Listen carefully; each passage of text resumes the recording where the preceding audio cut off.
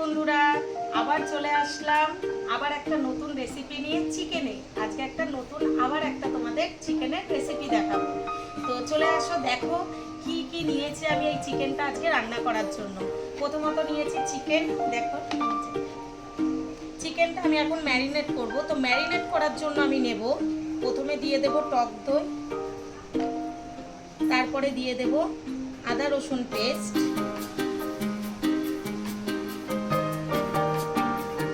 তারপরে দিয়ে দেব লঙ্কার পেস্ট, তারপরে দিয়ে দেব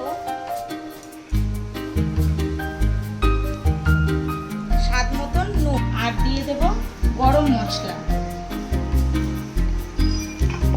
দিয়ে ভালো করে ম্যারিনেট করে কিছুক্ষণ রেখে দেব। তাইতে তেল দিয়ে তেলে পেঁয়াজটা দিয়ে দেব,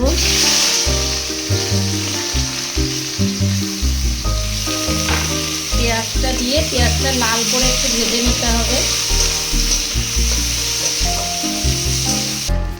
তো দেখো বন্ধুরা, পেঁয়াজটা লাল করে ভেজে নিলাম। ভেজে নিয়ে এবার এর মধ্যে দিয়ে দেব এর মধ্যে কাজু, দিয়ে দেবো এর মধ্যে পোস্ত, দিয়ে আবার একটু সব কিছু মিশিয়ে নাড়াচাড়া দেব।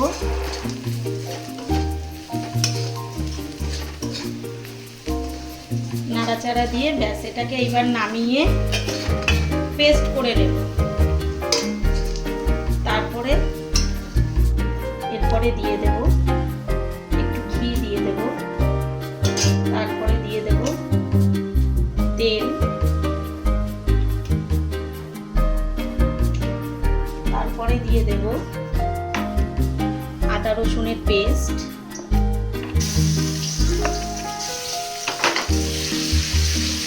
তারপরে দিয়ে দেব লঙ্কার গুঁড়ো,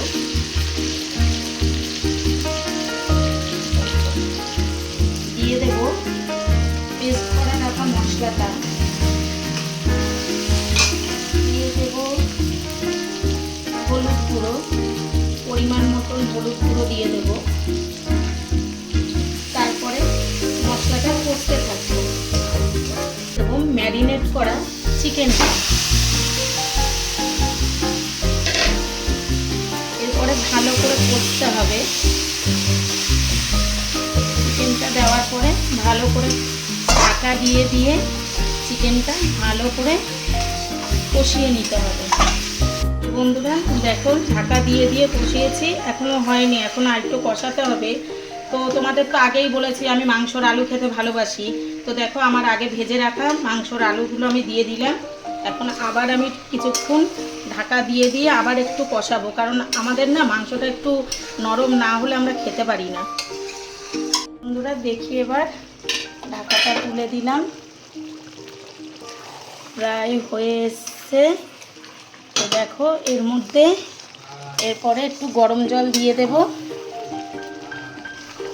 তো আগের দিন আমার রান্নার রেসিপিটা দেখে এক দিদিভাই কমেন্ট করেছিল যে খেতে কেমন হয়েছে। তো বললাম আমি ভালোই হয়েছে। আজকে আমাকে কমেন্টসে জানালো যে আজকে নাকি ট্রাই করবে। তো সেই দিদিভাইকে বলবো আজকের রেসিপিটাও ট্রাই করো, খুব সুন্দর গ্রেভি হয়েছে অনেকটা। দেখো, তোমরা তোমাদের পরিমাণ মতন গ্রেভি নেবে, আমার গ্রেভিটা একটু বেশিই হয়েছে। তো তোমরা তোমাদের পরিমাণ মতন মশলা নেবে।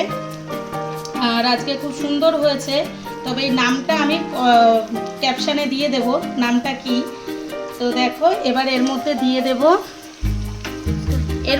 দেব গরম জল করে রাখা ছিল, গরম জলটা দিয়ে খানিকক্ষণ এটা আবার ফুটতে দেব।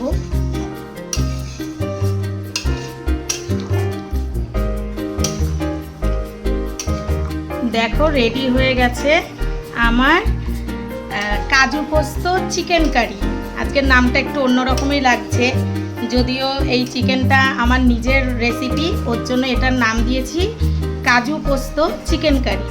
তো দেখো, আর অবশ্যই এটা ভালো লাগলে অবশ্যই লাইক কমেন্ট একটা শেয়ার অবশ্যই করে দিও সবাই। আর রেসিপিটা কেমন হয়েছে সেটা অবশ্যই জানাবে, বাড়িতে নিজেরা করে খেয়ে তারপরে। তো সবাই ভালো থেকো, সুস্থ থেকো, টাটা। কিরে পুকলি, কেমন খাচ্ছিস বল? খুব টেস্টি হয়েছে তাই? এটা কি মাংস দিয়ে খাচ্ছিস? মাংসটার নাম কি বল? বল তুই। কাজু পোস্ত চিকেন কারি। এটা সম্পূর্ণ আমার রেসিপি, তাই আমি নাম দিয়েছি কাজু পোস্ত চিকেন কারি। ফার্স্ট টাইম, আমিও তো ফার্স্ট টাইমই রান্না করলাম। কেমন হয়েছে বল একটু? খুব সুন্দর হয়েছে, থ্যাংক ইউ।